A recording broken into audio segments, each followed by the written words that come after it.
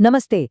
आज की इस विस्तृत चर्चा में हम एक ऐसी प्राचीन और महान गाथा को डिकोड करने वाले हैं जो सीधे हमारे सबसे पवित्र ग्रंथों से आती है।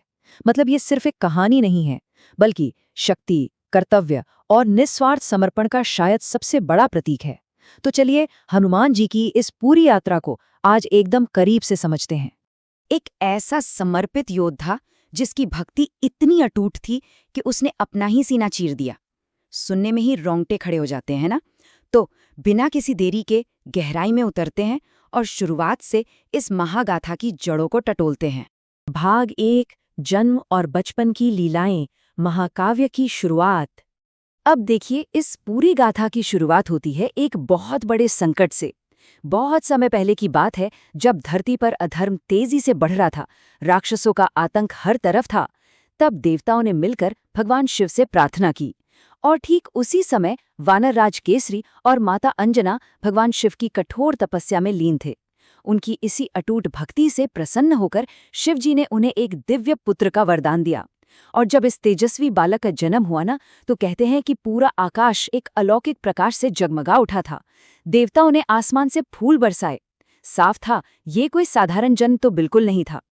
अब इस स्लाइड में जो बात है वो सच में हैरान करने वाली है। शुरुआत से ही इस बालक की शक्तियां बिल्कुल ब्रह्मांडीय स्तर की थीं। मतलब जरा सोचिए, एक दिन सुबह सुबह इस चंचल बालक ने आकाश में चमकते हुए सूर्य को देखा और अपनी मासूमियत में उसे एक लाल रसीला फल समझ लिया। और बस फिर क्या था, वे तुरंत आकाश में उड़ चले और सीधे सूर्य को निगलने की कोशिश की, जिससे पूरे ब्रह्मांड में पल भर के लिए गहरा अंधकार छा गया। इस अचानक आए संकट को देखकर देवराज इंद्र बुरी तरह घबरा गए और उन्होंने बिना सोचे समझे क्रोध में अपने वज्र से प्रहार कर दिया। इंद्र का वो भयंकर वज्र सीधे इस बालक के चेहरे पर जाकर लगा और वे सीधे धरती पर आ गिरे। इस जोरदार प्रहार की वजह से उनकी ठोड़ी, जिसे संस्कृत में हनु कहते हैं, वो थोड़ी टेढ़ी हो गई। और बस यहीं से उनका वो ऐतिहासिक नाम पड़ा जो आज हम सब जानते हैं, हनुमान। लेकिन कहानी यहाँ खत्म नहीं होती। जब पवन देव ने अपने इस प्यारे पुत्र को यूं घायल अवस्था में देखा, तो उनका क्रोध 7वें आसमान पर पहुंच गया।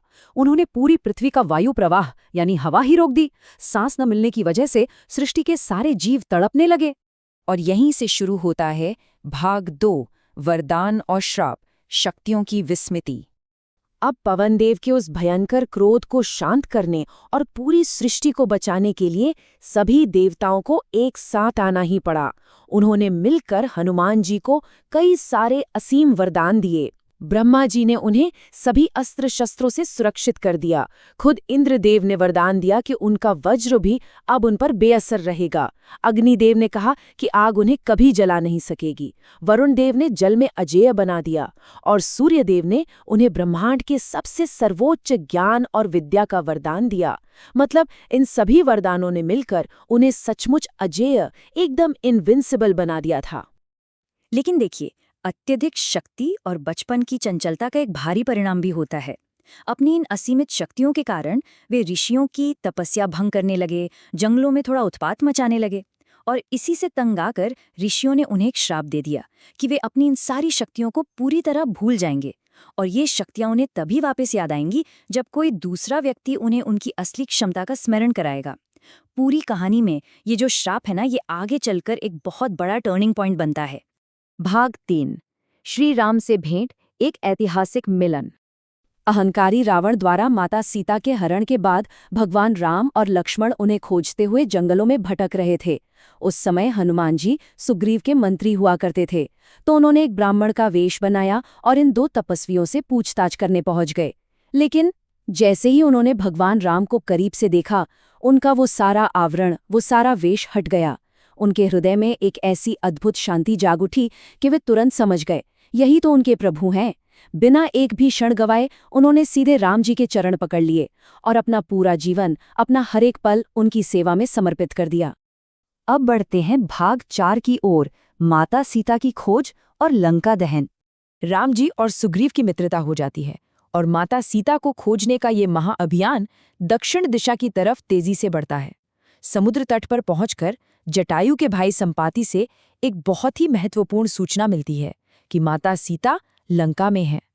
लेकिन अब यहाँ एक बहुत बड़ी, लगभग नामुमकिन सी बाधा सामने खड़ी थी। इस अथाह विशाल समुद्र को आखिर पार कैसे किया जाए। और यहीं पर होता है वो सबसे चमत्कारिक पल। जांबवान आगे आते हैं और एक गुरु की भूमिका निभाते हुए हनुमान जी को उनकी वो सारी भूली हुई असीमित शक्तियां याद दिलाते हैं। वही पुराना श्राप यहाँ टूट जाता है। जैसे ही उन्हें अपनी शक्तियों का एहसास होता है, उनका शरीर एक विशाल पर्वत के समान बढ़ने लगता है, मानो पूरी धरती कांप उठती है। और जय श्री राम का एक भयंकर सिंहनाद करते हुए वे आकाश में ऐसी अविश्वसनीय गति से छलांग लगाते हैं कि उनके पीछे अग्नि जैसी तेज लपटें दिखाई देने लगती हैं। अब जरा इस सफर को देखिए। ये लंका यात्रा केवल शारीरिक बल की बिल्कुल नहीं थी। रास्ते में सुरसा नाम की राक्षसी सामने आती है तो उसे हराने के लिए वे ताकत का नहीं बल्कि अपनी तीव्र बुद्धि का इस्तेमाल करते हैं और एकदम छोटा रूप धारण करके उसके मुख से सुरक्षित बाहर आ जाते हैं। फिर परछाई पकड़ने वाली सिंहिका का वध करके वे अपने महाबल का परिचय देते हैं। लंका पहुंचकर रात के अंधेरे में वे अशोक वाटिका में माता सीता को ढूंढ निकालते हैं और राम जी की अंगूठी सौंपते हैं। उसके बाद रावण को एक सख्त चेतावनी देने के लिए वे वाटिका उजाड़ देते हैं। मेघनाद के ब्रह्मास्त्र का सम्मान करते हुए बंदी भी बन जाते हैं। और जब रावण अहंकार में आकर उनकी पूंछ में आग लगवाता है तो अग्निदेव के उसी वरदान के कारण उन्हें तो कोई नुकसान नहीं होता, लेकिन वे उसी पूंछ से पूरी की पूरी सोने की लंका को जलाकर खाक कर देते हैं। भाग 5 संजीवनी और युद्ध, धर्म की रक्षा। राम सेतु के निर्माण और लंका पहुंचने के बाद युद्ध भूमि में एक पल ऐसा आता है जब सब कुछ खत्म होता नजर आता है।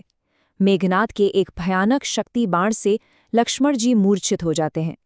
उन्हें बचाने का अब केवल एक ही उपाय बचा था। वैद्य सुषेण बताते हैं कि रातों रात हिमालय के द्रोण पर्वत से संजीवनी बूटी लानी होगी। समय बहुत ही कम था और चुनौती लगभग असंभव। लेकिन जब संकल्प अटल हो तो दुनिया की कोई भी बाधा टिक नहीं सकती। हिमालय पहुंचकर जब हनुमान जी उस विशेष संजीवनी बूटी को पहचान नहीं पाते तो वे हार नहीं मानते।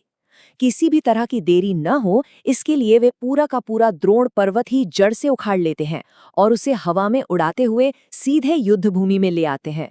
उनके इस एक अकेले त्वरित निर्णय ने लक्ष्मण जी के प्राण बचा लिए। ये होता है असली प्रॉब्लम सॉल्विंग। और अब आते हैं अंतिम पड़ाव पर, भाग 6 अमरत्व और भक्ति, निस्वार्थ सेवा। रावण के वध और धर्म की उस ऐतिहासिक विजय के बाद भगवान राम सभी के साथ अयोध्या लौट आते हैं। यहाँ माता सीता हनुमान जी की इस निस्वार्थ सेवा से बेहद प्रसन्न होकर उन्हें एक अमूल्य मोतियों की माला भेंट करती हैं। लेकिन सब हैरान रह जाते हैं जब हनुमान जी उस माला के एक एक मोती को दांतों से तोड़कर देखने लगते हैं।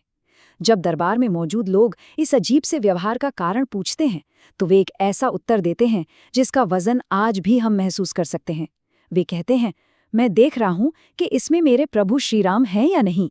जिस वस्तु में राम नहीं उसका मेरे लिए कोई मूल्य नहीं। जब दरबार में किसी ने उनके इस अटल विश्वास पर संदेह करते हुए पूछा कि क्या उनके खुद के हृदय में भी राम है, तो हनुमान जी ने बिना एक पल भी सोचे अपने ही हाथों से अपना सीना चीर दिया। और वहां उपस्थित सभी लोगों ने नम आंखों से देखा कि उनके धड़कते हुए हृदय के ठीक भीतर भगवान राम और माता सीता की छवि साक्षात विराजमान है। सच कहूं तो ये पूर्ण समर्पण का एक ऐसा दृश्य है जो किसी भी शब्द की सीमा से बहुत परे है। इस परम और निस्वार्थ भक्ति को देखकर भगवान राम अत्यंत भावुक हो उठते हैं। वे घोषणा करते हैं कि इस पूरे संसार में हनुमान जैसा कोई दूसरा भक्त नहीं है और उन्हें अमरत्व का आशीर्वाद देते हैं। और ये आशीर्वाद सिर्फ एक लंबे जीवन का नहीं था, बल्कि ये था कि इस ब्रह्मांड में जब तक और जहां भी सच्चे मन से राम नाम का जाप किया जाएगा, वहां हनुमान जी की उपस्थिति अदृश्य रूप से सदैव रहेगी। तो यह पूरी चर्चा हमें बहुत ही स्पष्ट रूप से दिखाती है कि ग्रंथों में उन्हें मात्र एक शक्तिशाली योद्धा नहीं, बल्कि साहस, असीमित सेवा और निस्वार्थ भक्ति के सर्वोच्च शिखर के रूप में दर्शाया गया है। वे इस बात का जीवंत प्रमाण हैं कि असीम शक्ति जब पूरी विनम्रता और समर्पण के साथ जुड़ जाती है तो वह अमर हो जाती है। क्या आज के इस आधुनिक समय में भी इस तरह की निस्वार्थ सेवा और एकाग्रता हमारे जीवन को कोई नई दिशा दे सकती है? इसी विचारोत्तेजक सवाल के साथ हम आज के इस कथा चर्चा को यहीं विराम देते हैं। जय श्री राम, जय बजरंगबली।